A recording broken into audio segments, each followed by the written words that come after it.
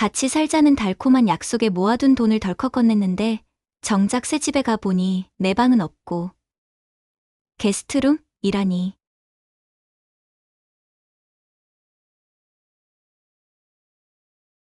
가끔씩 놀러와요. 라고 덧붙이는 얼음장 같은 한 방.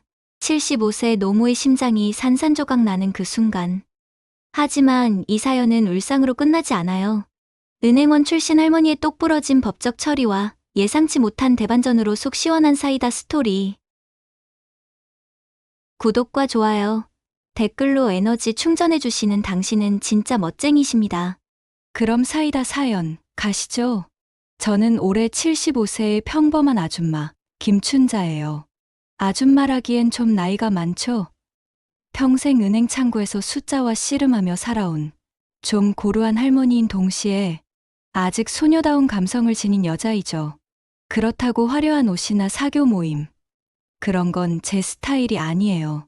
뒷마당에서 국화꽃 키우고 도서관에서 책 한 권 조용히 읽는 것이 저의 낙이죠. 사람들과 깊게 얽히는 건 서툴러요. 낱말 먼저 듣고 곰곰이 생각하고 행동하는 성격이거든요. 하지만 반면에 예상치 못한 똑부러짐이 있는 나름 똑순 할매지요. 저축이나 부동산, 투자 등의 금융거래에 있어서의 지식이 남다르거든요. 젊은 시절, 제 인생은 버티기 그 자체였어요. 남편이 40대에 갑작스레 암으로 세상을 떠났을 때 손에 쥔 건 초등학생 아들 대훈이와 얇은 통장 한 개뿐이었죠. 눈물 흘릴 틈도 없이 우리 대훈이를 제대로 키워야 해 라는 생각이 저를 붙잡았어요. 은행 창구에서 하루 종일 고객 상대하고 서류 더미에 치여 퇴근 후엔 빨래랑 밥상 준비, 손가락 마디마디 갈라진 피부, 밤늦게까지 서류 검토하다 눈물 훔치던 날들. 그럴 때마다 힘이 되어준 내 아들 대훈이. 대훈이가 엄마, 괜찮아. 우리 건강하게만 살자. 라며 웃어줬어요. 그 착한 마음씨와 웃음 덕에 저는 다시 일어나고 일어설 수 있었죠. 대훈이는 정말 제 삶의 전부였어요. 대훈이를 키우면서 저는 자주 제 소박한 꿈을 이야기했어요. 대훈아, 엄마는 나이 들면 너랑 손주들 곁에서 늙고 싶어. 그저 작은 방 하나만 있으면 돼. 엄마가 빨래도 도와주고 밥상 차리는 것도 도와줄게. 그렇게 손주 재롱 보면서 늙는 게 행복이야. 대훈이는 이런 제 말에 호탕하게 웃으며 대답하곤 했죠. 당연하지, 엄마. 내가 울 엄마 안 모시면 누가 모시겠어. 엄마, 걱정 마. 그 시원한 웃음소리에 제 가슴이 따뜻해졌어요. 하지만 저는 생각이 깨어있는 사람이에요. 대훈아, 아무리 그래도 혹시 너의 미래 색시가 엄마랑 살기 힘들다고 하면 엄마는 우리 대훈이랑 같이 살기 위해 모아둔 돈으로 엄마 혼자 멋있게 살 거야. 알겠지? 라고 덧붙이곤 했어요. 대훈이는 그럴 때마다 엄마, 그런 일 없어. 내가 색시 잘 골라서 데려올게 라며 웃었지만 저는 속으로 다짐했죠. 가족과 함께 살고 싶은 내 소망도 소중하지만 나도 내 혼자만의 오롯한 삶을 지킬 줄 알아야 해. 이렇게 나름 독립적인 생각과 행동을 할 수 있었던 것은 아무래도 은행원이었던 제 직업의 영향이 가장 컸습니다. 은행원 생활은 만만치 않았어요. 어릴 때부터 수학에 재능을 보여서 그 당시 공부를 좀 한다는 학생들이 들어가는 상고를 졸업하고는 바로 취직을 할 수 있었죠. 힘들게 들어간 은행 업무는 더욱 힘들었죠. 숫자 하나 잘못 쓰면 고객들 호통치고 상사한테 혼나고 제 돈을 물어줘야 하는 경우도 발생했죠. 그 덕에 은행 안에서 저는 나름 살아남기 위해 터프하고 똑 부러지게 행동하게 되었죠. 한 번은 부동산 사기꾼이 와서 조작된 서류로 대출을 신청하러 왔었다가 제가 오류를 딱 캐치했죠. 이거 숫자가 안 맞네요. 더구나 대출을 위한 관련 서류들도 다시 가져오셔야겠어요 하면서 개인적으로 관심이 많았던 부동산에 대한 지식 덕분에 서류로 KO시켰던 기억, 지금도 생생해요. 동료들이 춘자씨, 똑 부러지네, 눈매가 매서워라며 칭찬을 해줄 때는 역시 모든 프로세스에 대한 지식은 중요하다고 믿었어요. 그리고 적재적소의 결단력도요. 서류를 보고 판단하는 제 결단력은 은행에서 업무를 하는 내내 저의 가장 큰 자산이자 강력한 무기였죠. 세월이 흘러 대훈이가 결혼할 때였어요. 대훈이가 은주를 데리고 와서 제 앞에 서더니 배시시 웃으며 말했어요. 엄마, 제 미래 섹시 은주예요. 나랑 결혼하려면 울 엄마랑도 함께 살아야 하는데 괜찮지? 흐흐흐. 대신 울 엄마가 부동산이나 대출 이런 업무는 진짜 전문가셔. 게다가 집값도 많이 보태주실 거야. 은주가 멋쩍게 웃으며 네 어머니, 저도 기대돼요. 라고 했죠. 저는 그 장면을 회상하며 미소 지었어요. 대훈이의 그 호탕한 웃음, 은주의 수줍은 미소. 그때는 정말 새로운 가족이 될 거라 믿으면서 행복감에 쌓여 있었죠. 그래, 은주야. 우리 같이 행복하게 잘 살자. 라고 말하며 제 가슴이 벅찼죠. 시간이 지나면서 그 꿈은 점점 현실로 다가왔어요. 은행에서 정년 퇴직할 무렵, 대훈이와 은주가 신나서 찾아왔어요. 엄마, 용인에 신축 아파트 분양받았어요. 드디어 우리가 같이 살 집을 구했어요. 대훈이가 눈을 반짝이며 말하더라고요. 은주도 웃으며 어머니, 기대돼요 라고 했어요. 저는 가슴이 몽글거리면서 기뻤죠. 우선은 분양 사기 같은 것들이 성행하던 때라 입주 예정인 아파트에 대한 꼼꼼한 조사를 진행했죠. 모든 것을 조사한 후에 다음 절차를 위해 그리고 분양에 필요한 금액은 엄마가 줄게 라고 하며 계약금으로 800만 원을 은주에게 건넸어요. 그건 분양 계약 시 당첨 후 1개월 이내에 내야 하는 초기 금액으로 보통 분양가의 10%쯤 되는 거였죠. 그런 자세한 상황에 대해서는 아무것도 모르는 대훈이는 그저 싱글벙글 좋아라 했고 은주도 어머니 정말 감사해요 라며 고개를 끄덕이더군요. 가슴이 벅찬 상황인지라 은주를 꼭 껴안아 주고도 싶었는데 의외로 차분하게 반응하는 은주를 보고는 이내 저도 마음을 가라앉혔어요. 그 후 중도금 납부 기간이 다가왔어요. 아파트 분양 프로세스상 계약금 후 중도금이 60%로 4회 5개월마다 10%씩 6회 분할 납부하는 거예요. 대훈이 부부가 대출 준비 중인데 은행 심사가 까다롭다고 하더군요. 대훈아, 대출 승인을 받으려면 중도금을 일부 선납입하는 게 더 좋아. 엄마가 보내주마. 누구보다 부동산 거래에 대해 잘 알고 있던 저는 대훈이가 부탁하기 전에 먼저 망설이지 않고 4,200만 원을 송금했어요. 그 돈으로 중도금 초기 분할을 커버하고 나머지는 대출로 메우기로 했죠. 잔금 30%는 입주 직전 주택담보대출로 치를 계획이었어요. 이제 우리 가족의 보금자리가 될 집이라고 생각하니 가슴이 벅찼어요. 잔금 때 대훈이 부부가 대출받아 완성시키면 우리 셋이, 아니, 내 강아지 민서까지 내 식구가 함께 살 집이 되는 거였죠. 중도금 송금 후 아파트 공사가 시작됐어요. 대훈이 부부가 청소와 리모델링, 인테리어 준비에 나섰죠. 그런데 그때부터 사돈인 박 여사가 슬슬 나서기 시작했어요. 호들갑스럽게 얘기하더군요. 은주야, 내가 도와줄게.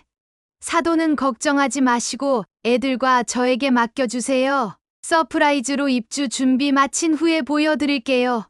라고 호들갑스럽게 얘기하더라고요. 사돈도 나만큼이나 기쁠 테니 내가 이런 즐거움은 드려야지라고 생각하며 사돈이 하자는 대로 했습니다. 그래도 중간중간 궁금해진 제가 현장에 한번 가볼까 라고 물으면 어머니 힘드시잖아요. 어머님 민서 돌봐주세요. 서프라이즈니까 나중에 다 보여드릴게요 라고 웃으며 막더라고요. 사돈도 은주도 리모델링 이야기만 나오면 얼버무리며 딴청을 피웠는데 그때는 정말로 깜짝 놀래켜주기 위한 노력쯤으로 생각했었어요. 그랬기에 그래 서프라이즈 좋지 라고 웃으며 넘어갔죠. 그리고 울 강아지 민서랑 시간을 보내느라고 별로 대수롭게 여기지 않았습니다. 그러면서도 저는 혼자 있을 때는 핑크빛 미래를 상상하며 행복에 젖었어요. 아침에 일어나 커피 한 잔 마시며 이제 용인 집에서 민서랑 단지 내에서 산책하고 은주랑 요리 나누고 대훈이랑 예시하게 하며 살겠네. 상상하니 가슴이 부풀어 올랐어요. 은행 퇴직 후 텅 빈 일상이 이제 가족의 따뜻함으로 채워질 거예요. 민서가 할머니, 같이 놀자라고 달려오는 장면, 은주가 어머니, 오늘 메뉴는 어머니 취향으로요. 라고 웃는 모습, 대훈이가 엄마 고마워. 라고 안아주는. 아, 그 꿈이 너무 생생해서 밤에 잠들 때마다 미소 지었어요. 75세, 내 인생이 드디어 꽃피는 거야. 그 행복감이 제 노곤한 몸을 다시 일으켜 세웠어요. 연금으로 손주 장난감 사주고 작은 공동 텃밭을 가꾸며 가족의 웃음소리에 둘러싸인 나날들. 그 상상이 제게 작은 별처럼 빛났어요. 하지만 그 꿈은 입주날 산산조각 났어요. 이사를 마친 용인 신축 아파트. 현관에 서서 드디어 우리 집이라고 가슴 벅차했는데 은주의 미소가 싸늘했어요. 어머니, 오늘 와주셔서 감사합니다. 예의 바른 말투 뒤에 차가운 벽이 느껴지더라고요. 리빙룸은 새하얀 소파, 번쩍이는 주방, 널찍한 공간으로 눈부셨어요. 정말 근사한 집이네. 제가 감탄하자 은주가 미소 지으며 말했어요. 엄마가 제 취향에 맞춰서 제안을 잘해주셨어요. 은주의 취향. 그래, 모 며느리의 취향이 당연히 반영되어야겠지. 그런데 그 말을 들었을 때 전 왜 순간 심장이 쿵 내려앉았는지 그때는 알 수 없었죠. 은주 옆에 딱 붙어 있던 사돈이 이미 이 집에 자리 잡은 듯 은주의 말을 잇더군요. 은주야. 그래도 이 커트는 엄마 취향이야. 세련되지? 사돈이 웃으며 말하더라고요. 왠지 제가 소외되어 있는 그 두 사람의 대화가 조금 불편하게 느껴졌습니다. 애써 웃으며 저는 자리를 옮겼죠. 계속 집 내부를 구경하면서 2층으로 올라가니 게스트룸 문패가 붙은 방이 있었어요. 햇살 잘 드는 침대와 옷장까지 완벽한 방. 여긴 어머니 오실 때마다 쓰세요. 가끔 지인들 놀러 왔을 때도 사용하고 하면 좋을 것 같아요. 은주의 말에 저는 떨리는 목소리로 물었어요. 그럼 내 방은 어디인 거냐? 은주가 눈을 내리깔더니 어머니 가끔 오시면 게스트룸 쓰세요. 잠깐씩 지내시기엔 불편함 없이 지내실 수 있을 거예요. 라고 했어요. 대훈이는 리빙룸 구석에서 고개 숙이고 아무 말 없었고요. 사돈이 어색하게 웃으며 덧붙였어요. 사돈. 꼭 굳이 같이 살지 않아도 자주 오세요. 손님처럼 편하게 지내다가 가시고 하세요. 그 순간 세상이 무너지는 소리가 들렸어요. 분양부터 내 집처럼 신경 썼던 그 모든 순간들. 4,200만 원 중도금, 800만 원 계약금은 물론 내 평생의 꿈이 가끔 오는 손님으로 끝나는 거예요. 사돈과 은주의 그 미소, 그 눈빛이 제 가슴을 후벼 팠어요. 행복했던 그 꿈들이 이제 날카로운 칼날로 변해 돌아왔어요. 그날 밤 잠자리에 들려고 누웠으나 잠이 들 수 없었어요. 분노가 치솟았죠. 이렇게 나를 기만할 수 있는 건가? 가족이라는 이름 하에 나를 이렇게 무시해도 되는 거야?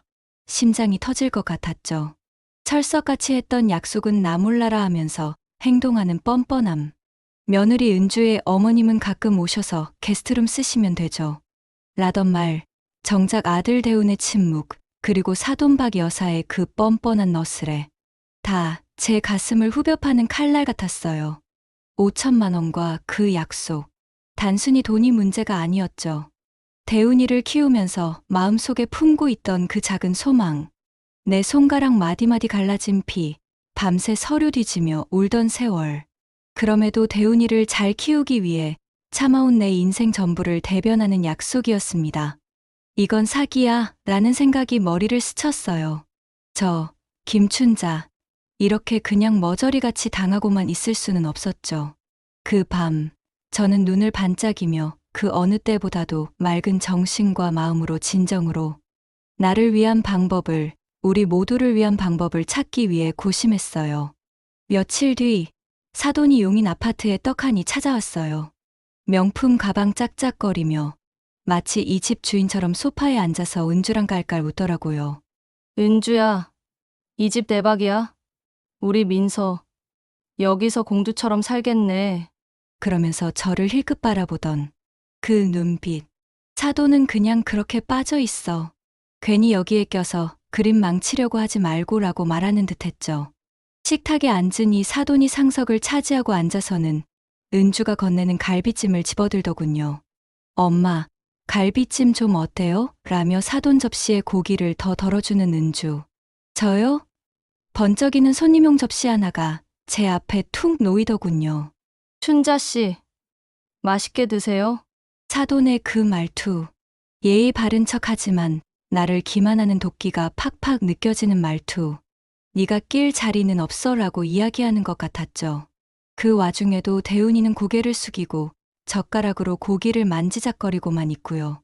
저는 국 한 숟가락을 떠먹으며 속으로 이를 갈았어요. 그러던 어느 날 사돈이 툭 던지듯 했어요. 사돈, 애들 하는 일에 너무 끼어들지 마세요. 우리 은주가 하는 거 지켜보시고 그냥 젊은 애들한테 맡기세요. 웃으면서 나를 위하는 듯이 말하지만 그 말 속에 늙은이는 꺼져 나는 칼날이 번쩍였어요. 저는 고개만 끄덕였지만 가슴 속 불덩이가 치솟았어요. 손주 민서가 할머니 같이 놀자 라며 달려왔을 때 은주가 끼어들었죠. 민서야, 할머니 바빠. 가서 TV 봐. 민서가 풀이 죽어 고개를 숙였는데 그 눈빛이 제 심장을 쿡 찌르더라고요. 내가 여기 왜 있는 걸까?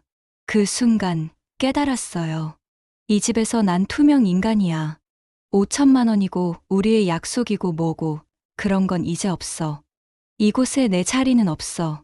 그 서러움 속에서 제 젊었을 때의 본능이 확 깨어났어요. 약속도 엄연한 계약인데 지켜져야죠. 그래야죠. 밤마다 책상에 앉아 서류를 펼쳤어요. 4,200만 원 송금 기록, 대운이와의 동거 약속 메모, 날짜와 내용을 꼼꼼히 적은 노트, 은행원 시절 부동산 사기꾼의 서류 조작을 단번에 알아보고 꼼꼼하게 따지면서 넉다운 시켰던 그 예리함이 다시 살아났어요. 기억나요. 한 번은 고객이 조작된 서류를 가지고 와서 대출을 받으려던 상황. 이 수치가 안 맞아요. 게다가 부동산 서류가 몇 가지 누락이 됐네요. 다시 가져오세요. 라며 보내버렸죠. 동료들이 춘자씨, 역시 똑소리 나네. 매일 눈 뒤라며 여기저기서 칭찬이 넘쳐났지만 그게 제 자존심이었어요. 이 사기도 내가 끝장낼 거야 라고 속으로 다짐했죠. 어느 날 용인 동백동 시장에서 장 보다가 정육점 아주머니가 저를 붙잡았어요. 춘자씨, 얼굴 왜 이렇게 창백해? 무슨 고민 있어? 그 따뜻한 말에 눈물이 핑 돌았어요. 아주머니, 분양 계약금이랑 중도금까지 총 5천만 원을 기꺼이 내줬는데 새 집에 제 방이 없어요. 조심스레 털어놓자 아주머니가 눈을 부릅뜨더니 뭐라고? 그 돈 받아놓고 방도 안 줘. 그건 사기야 사기라며 호통쳤어요. 그 머시냐 결혼을 빙자로 돈만 받고 사기치는 거 있지? 그런 걸 혼인빙자 사기라고 하잖아. 춘자 씨는 지금 동거 빙자 사기를 당한 거라고. 받아내야지. 암만. 그 한마디가 제 가슴에 더욱더 불을 질렀어요. 맞아요. 이건 부당해. 내가 이렇게 바보처럼 75년 인생의 소망을 짓밟히고 모든 것을 내어주고 빈털터리로 물러설 수는 없어. 그날 밤 결심했어요. 더 이상 참지 않겠다고. 75년을 살아온 김춘자, 난다 긴다. 사기꾼 전문가들도 냉철하게 판단하면서 걸러냈던 똑부러진 김춘자. 다시 일어설 거예요. 다음 날 동네 법무사 사무실로 직행했죠. 젊은 법무사, 제 서류 보다가 눈이 커졌어요. 할머니, 이건 완벽해요. 800만 원에 차근차근 보냈던 4,200만 원 출자 기록, 동거 약속 메모와 카드들까지 명확하니 권리 주장 충분히 가능해요. 지분 일부 명의로 돌릴 수도 있고 돈 반환 요구도 할 수 있어요. 저는 단호히 말했죠. 싸우고 싶진 않아요. 하지만 나를 기만하고 내 인생의 작은 소망을 그렇게 뻔뻔하게 뭉개버리다니. 법무사가 씩 웃으며 답했어요. 할머니, 이건 제가 지원 사격할게요. 걱정 붙들어 매세요. 그 순간 제 가슴에 희망의 불꽃이 일어나는 것 같았죠. 며칠 뒤 법무사와 내용 증명 우편을 썼어요. 문서엔 딱 이렇게 적었죠. 제가 출자한 5천만 원, 동거 약속 위반이니 제 몫의 권리 명확히 해주세요. 이행하지 않을 경우 지분 매각을 법원 가서 판결받겠습니다. 봉투 우체통에 넣는 순간 손이 덜덜 떨렸어요. 하지만 속이 후련했어요. 이건 싸움이 아니에요. 내 삶, 내 자존심을 되찾는 첫걸음이었죠. 며칠 뒤 대운이네 리빙룸에서 그 편지 폭탄이 터졌어요. 은주가 봉투를 뜯더니 얼굴이 새빨개지며 소리쳤어요. 어머님, 이게 뭐예요? 부모가 자식 집 팔겠다고 협박해요? 말도 안 돼. 사돈도 거들었죠. 춘자 씨, 부모라면 자식을 위해서 희생해야 하는 거 아닌가요? 5천만 원이 뭐 그리 대수라고. 그 말을 듣자 저는 숨을 고르며 차분히 단호하게 얘기했죠. 은주야, 사돈, 결혼하기 전부터 했던 약속을 깬 건 누구죠? 5천만 원. 적은 돈이라면 적은 돈일 수 있겠지만 저에겐 아니에요. 우리 대운이를 키우면서도 조금씩 30년 동안 모은 내 피땀이에요. 같이 살자더니 이제 와서 손님 취급하겠다고? 은행원에 다닐 때 봤던 사기꾼들과 니들이 지금 뭐가 다르냐? 그 순간 민서가 거실로 뛰어들더니 눈물을 글썽이며 소리쳤어요. 맞아. 엄마, 아빠가 할머니랑 같이 산다고 약속했잖아. 민서 방 옆에 할머니 방 만들어 주겠다고 할머니 방 만들어줘. 할머니 없으면 나도 싫어. 은주 얼굴이 창백해졌어요. 사돈은 이 집은 우리 은주네 거야 라며 버텼지만 정확한 사실 자료 앞에서는 목소리가 흔들리더라고요. 대운이가 떨리는 손으로 내용 증명 서류를 쥐고 말했어요. 엄마, 우리가 잘못했어요. 아들의 말에 온 방 안에 긴 정적이 흘렀죠. 그 침묵 속에서 저는 느꼈어요. 이제야 어긋났던 퍼즐이 제 자리를 찾아가는 것 같았습니다. 하지만 이건 끝이 아니었죠. 사돈의 치밀하고 비겁한 작전이 기다리고 있었죠. 내용 증명을 보낸 뒤 대운이네 집은 얼핏 조용해진 듯 했어요. 어머님, 대운 씨랑 다시 얘기해보고 어떻게 하면 좋을지 말씀드릴게요. 은주가 풀죽은 어투로 말하더군요. 하지만 그건 눈속임이었어요. 사돈방 여사가 매일매일 대운이네 집을 들락거리며 이상한 코치를 주는 것 같았죠. 그러던 어느 날 저녁 식사 자리에서 사돈이 느물느물 웃으며 말했어요. 춘자 씨, 우리 은주가 요즘 진짜 정신없이 바쁘다네요. 그래서 제가 좀 머물면서 집안일을 좀 도와야겠어요. 에휴, 자식이 뭔지. 그래도 자식 힘들다는데 제가 나서야죠 뭐. 그리고 우리 사돈, 아니지, 춘자 씨는 나이도 있으시니 집안일이랑은 당분간 걱정 붙들어 매시고 좀 쉬세요. 이젠 민서도 많이 커서 학원이다 뭐다 집에 있을 시간도 별로 없거든요. 사돈의 그 말, 겉으론 부드럽게 나를 위하는 듯하지만 곰곰이 생각해보면 너 여기 들어올 생각하지 마.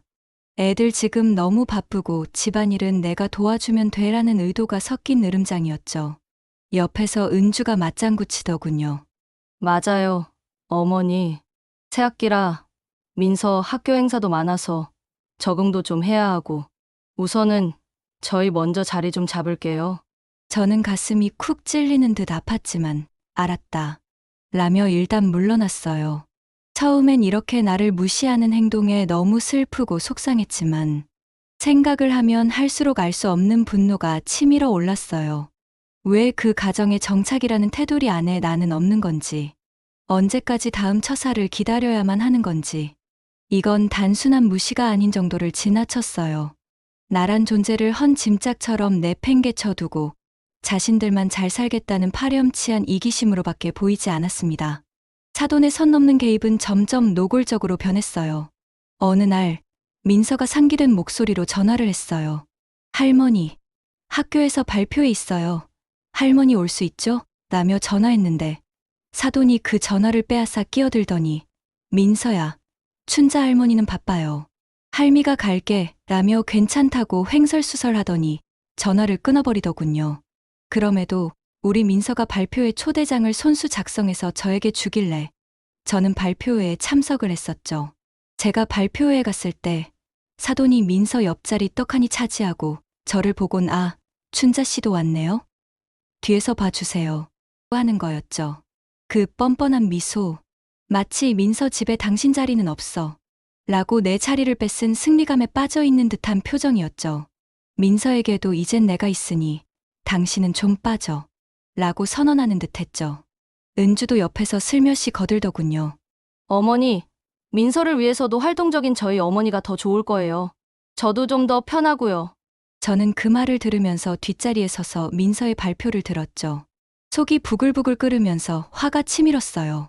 제대로 집중을 할 수 없었지만 발표를 하면서도 저를 찾는 민서의 눈빛을 보자 미어진 가슴에 찬 물을 끼얹듯 정신이 들더군요. 애써 미소를 지으며 할미 여기 있다고 손짓을 하면서 엄지손가락을 들어 보였어요. 나를 발견하곤 환하게 웃는 강아지의 얼굴을 보니 마음속 상처가 순식간에 아무는 것 같았습니다. 하지만 시간이 지날수록 사돈의 행동은 점점 더 도를 넘기 시작했죠. 사돈이 집안일을 접수하더니 제 흔적을 모조리 지우기 시작했어요. 저와 민서가 만들기에 쓰려고 모아왔던 플라스틱 용기와 화장지 심지, 그 소중한 것들을 버려버린 거예요. 게다가 민서가 저에게 쓴 예쁜 편지와 할머니와 나라고 이름 붙인 그림까지 민서의 한쪽 벽면을 차지하고 있던 우리의 추억들을 모두 치워버렸더군요. 더구나 제가 대운이의 첫 입사 기념으로 작성해서 준 서의 액자도 한쪽 구석에 처박아뒀더라고요. 인테리어에 맞지 않는다는 이유로. 심지어 사돈은 자꾸 제 앞에서 이것저것을 요구하면서 놀고 싶어하는 민서에게 춘자 할머니는 이제 나이 많으셔서 힘들어. 이젠 할미랑 놀자 라고 은근히 민서의 행동을 통제하더군요. 민서가 그래도 춘자 할머니랑 노는 게 좋아 라고 대답하자 사돈이 눈썹을 치켜세우며 민서야, 말 잘 들어야지 라고 윽박지르기까지 하더군요. 그 순간 제 분노가 하늘을 찔렀어요. 이건 단순한 괴롭힘이나 무시의 선을 넘어버린 것이었죠. 아예 아들 내외의 공간에서 제 존재를 지워버리려는 속셈 같았어요. 그렇게 저는 반격을 준비했어요. 사돈과 은주의 치밀한 괴롭힘, 민서의 눈물, 그 모든 걸 뒤집을 비장의 카드를 꺼낼 때가 왔어요. 어느 날 동네 시장에서 정육점 아주머니가 또 저를 붙잡았어요. 춘자 씨, 요즘 아들네 집 어때? 아직도 그 사돈이 설치나? 제가 쓴웃음 지으며 말했죠. 아주머니, 저를 완전히 쫓아내려고 작당했어요. 아주머니가 눈을 부릅뜨더니 뭐라고? 그럼 춘자 씨, 그냥 잊지 말고 한 방 먹여. 그 말에 제 결심이 더 단단해졌어요. 맞아요, 아주머니. 이젠 저도 도끼 눈 뜨고 맞설 거예요. 그러던 어느 날 사돈이 또 저를 도발했어요. 민서 생일이라 집에서 간단히 생일 파티를 하기로 했죠. 그때 사돈이 나를 보며 또 실소를 보내면서 말하는 거였죠. 사돈, 아니 춘자 씨. 애기 선물이랑 필요한 건 다 우리가 준비했으니 사돈은 그냥 와서 밥이나 먹고 가세요. 라며 비웃듯 말했어요. 은주도 거들었죠. 어머니, 민서 이제 저희 엄마랑 더 가까워졌어요. 그 순간 민서가 제 손을 꼭 잡으며 할머니 선물 제일 좋아 라고 했어요.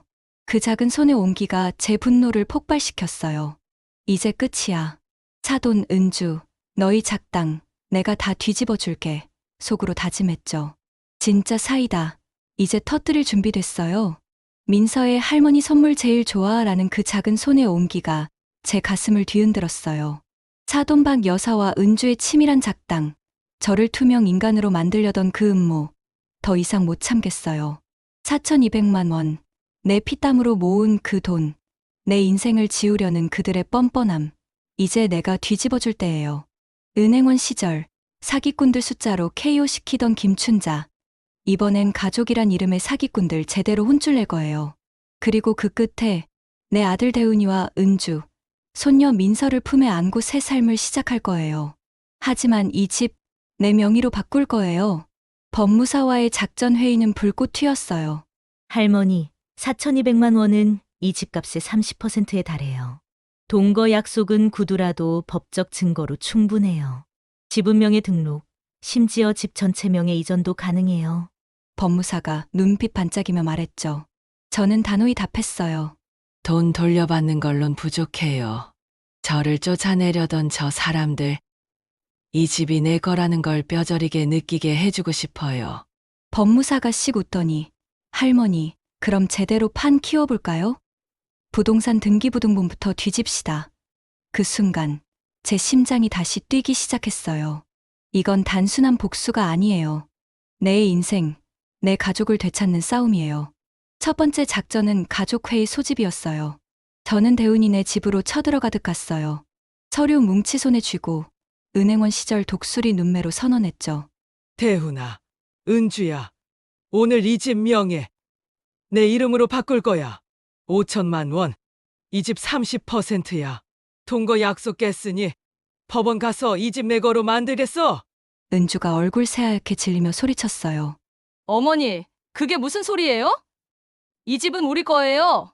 사돈이 거들었죠. 춘자 씨, 터무니없어요.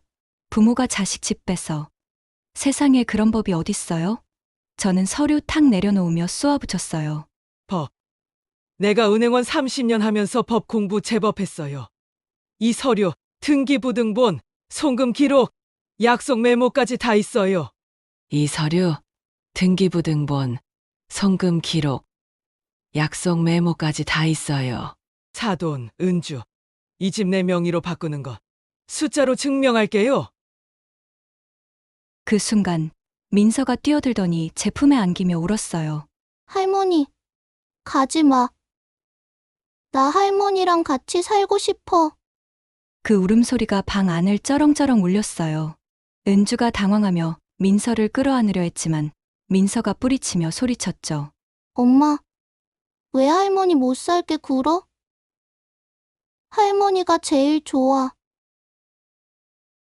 대운이가 떨리는 목소리로 끼어들었어요. 엄마, 우리가 정말 잘못했어요. 사돈 어머니가 자꾸 은주 부추겨서. 은주가 눈물 흘리며 고개 숙였어요. 어머니, 제가 잘못했어요. 엄마가 자꾸 춘자 씨는 나이 많으니 뺏어야 한다고 해서.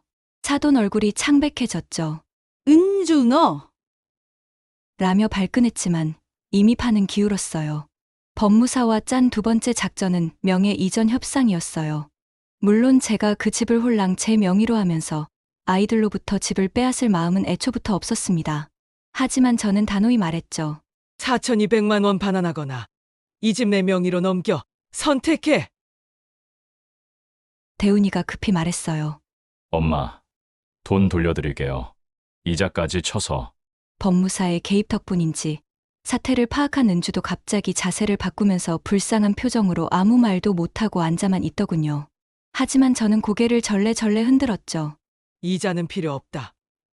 다만 약속을 지키지 않고 그간의 이 어미의 자존심을 짓밟고 무시했던 은주의 태도와 사돈 어른께는 꼭 사과를 받아야겠다.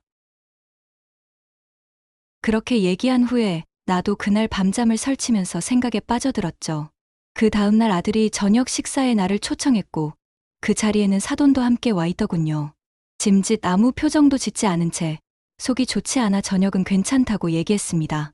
그러자 약속이라도 한 듯 대운이와 은주가 동시에 제 앞에 무릎을 꿇고 말하더군요. 그간의 약속을 지키지 않기 위해 저를 기만했던 어리석은 행동을 용서해달라고요. 제가 아무 반응을 보이지 않으니 옆에서 쭈뼛거리던 사돈이 슬금슬금 다가와 내 옆에 가만히 걸터앉으며 갑자기 내 손을 잡고 말했습니다. 사돈.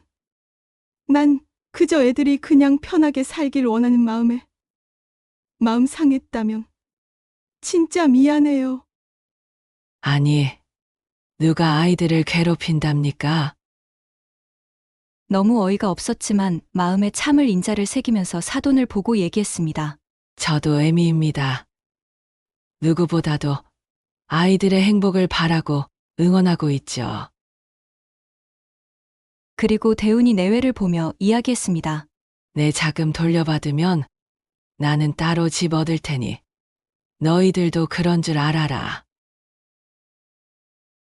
갑작스런 내 통보의 아들은 더더욱 고개를 숙이고 눈물을 삼키는 듯 했고 며느리도 내심 부끄러운지 고개를 푹 숙인 채 아무 말도 하지 않더군요. 내 갑작스런 선포의 사돈은 아이고, 우리 사돈이 참 생각이 깊으십니다. 라고 알 수 없는 표정을 지으면서 너스레를 떨더군요. 그래, 당신 뜻대로 됐으니 이제 알아서 하시구랴 하고 홀가분함을 느꼈습니다. 며칠 뒤 저는 용인 시내에 있는 부동산에 들렀어요. 작지만 햇살 잘 드는 아파트, 혼자 사는데 불편함 없는 곳으로 부탁드릴게요. 라고 했죠. 부동산 직원이 몇 군데를 보여줬고 결국 바다가 살짝 보이는 고층 아파트 한 채를 골랐어요. 넓진 않았지만 창문을 열면 짭짤한 바닷바람이 들어오고 멀리 아이들 웃음소리가 들려왔어요. 그 방에 처음 발을 디뎠을 때 가슴이 따뜻해졌어요. 여기가 내 집이야.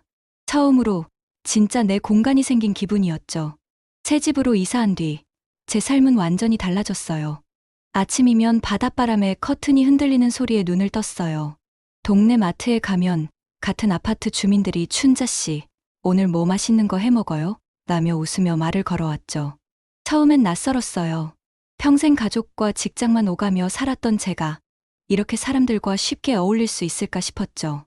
하지만 어느 날 옆집 할머니가 우리 동네 독서 모임에 나와 보세요. 재밌어요. 라며 저를 끌고 갔어요. 거기서 책 한 권 같이 읽고 차 한 잔 나누며 웃다 보니 마음이 스르르 녹더라고요. 그러다 동네 주민 모임에서 영어 회화 동아리에 가입했어요. 헬로, 마이 네임 이즈 춘자라고 어설프게 말할 때마다 다들 깔깔 웃으며 박수 쳐줬죠. 은행원 시절엔 상상도 못했던 자유로운 분위기. 실수를 하든 실패를 하든 그저 서로 격려하고 위하는 그 따뜻함이 제 가슴을 채웠어요. 가끔 동아리 친구들과 강화도로 짧은 여행을 갔어요. 바닷가에서 김밥 까먹으며 춘자씨, 우리 또 가을에 단풍 보러 갈까? 라는 말에 고개를 끄덕였죠. 그때마다 생각했어요. 내가 이렇게 웃으며 살 수 있다니. 가족만이 전부인 줄 알았던 내가 이렇게 새로운 사람들과 새로운 삶을 꾸릴 수 있다니. 한편 대운이네 집은 점점 어지러워졌다는 소식이 들려왔어요. 동네 아는 분이 춘자씨, 아들네 집이 요즘 좀 시끄럽대요. 라고 귀띔해 주셨어요. 알고 보니 사돈이 집안에서 점점 더 주도권을 잡으려 했대요. 요리 맛부터 육아 방식까지. 은주야, 그렇게 하는 게 아니라니까. 엄마가 하는 그대로만 하면 된대도. 라며 은주를 몰아붙였나 봐요. 하나부터 10까지 사돈이 원하는 스타일로 바꾸고 끌고 나가려고 아주 작은 일에도 서로 부딪히고 언성을 높인다고 하더군요. 처음엔 한두 번 참던 은주도 시간이 지날수록 더 심해지는 엄마의 잔소리에 점점 지쳐만 갔답니다. 엄마, 좀 저한테 맡겨주세요. 이런 것까지 간섭하지 마세요. 라고 항의도 해보고 화도 내보고 했지만 사돈은 멈추지 않았대요. 대운이도 이런 집안 분위기에 마음이 편치 않았나 봅니다. 늦게까지 회사에 남아 집에 안 들어오는 날이 많아졌고 민서는 웃음을 잃어가고 있었대요. 그 소식을 들으며 저는 묘한 기분이 들었어요. 안타까움, 통쾌함이 섞인 슬픔, 이라고 해야 할까요? 제 스스로도 정의 내리기 힘든 복잡한 마음이었죠. 그러던 어느 날 초인종이 울렸어요. 문을 열어보니 은주가 서 있었어요. 눈 밑에 다크서클이 짙고 늘 당당하던 모습은 온데간데 없었죠. 어머니, 잠깐 얘기할 수 있을까요? 떨리는 목소리로 물어왔어요. 저는 말없이 문을 열고 들어오라 했죠. 은주는 차 한 잔 앞에 놓고 한참을 망설이다 입을 뗐어요. 어머니, 제가 잘못했어요. 그때 어머니께 했던 행동들. 죄송해요. 깊이 반성하고 있어요. 눈물이 고인 눈으로 말하는 은주를 보니 예전의 날카로운 모습은 없었어요. 저는 조용히 물었죠. 뭐가 미안한데? 은주는 숨을 고르며 말했어요. 어머니가 처음에 선뜻 800만 원 주셨을 때 저는 단순히 돈이라고, 그 뒤에 서려 있는 어머니의 꿈, 가족에 대한 마음을 미처 알아채지 못했었쇼. 그 후에 보내주신 중도금도 너무 당연하게 생각하고 제가 너무 어리석고 이기적이었어요. 그 말에 제 가슴이 살짝 흔들렸어요. 화가 나기보단 이 아이가 처음으로 약한 모습을 보인다는 게 놀라웠죠. 저는 차분히 답했어요. 은주야, 나는 너희와 싸우고 싶었던 게 아니야. 단지 내 존재를 우리의 약속을 존중받고 싶었을 뿐이야. 은주는 고개를 끄덕이며 눈물을 훔쳤어요. 이제 알겠어요. 어머니가 떠나시고 집이 엉망이 됐어요. 어머니가 계셨다면 민서도 이렇게 웃음을 잃진 않았을 거예요. 그 말에 저는 잠시 말을 잃었어요. 민서의 이름이 나오니 가슴이 뭉클했죠. 은주는 이어서 말했어요. 저희 엄마도 이제 자주 안 오세요. 제가 단호하게 말씀드렸어요. 이 집은 저희 가족 거라고. 그 말에 저는 살짝 미소가 나왔어요. 은주가 변하고 있었어요. 저를 밀어내던 그 아이가 이제 자기 가족을 지키려 노력하고 있었죠. 저는 은주 손을 잡으며 말했어요. 은주야, 사람은 누구나 실수해. 중요한 건 그걸 깨닫고 다시 일어서는 거야. 너 지금 그걸 하고 있잖아. 은주는 눈물을 쏟으며 고개를 끄덕였어요. 그 후 저는 가끔 대운이네 집에 놀러 갔어요.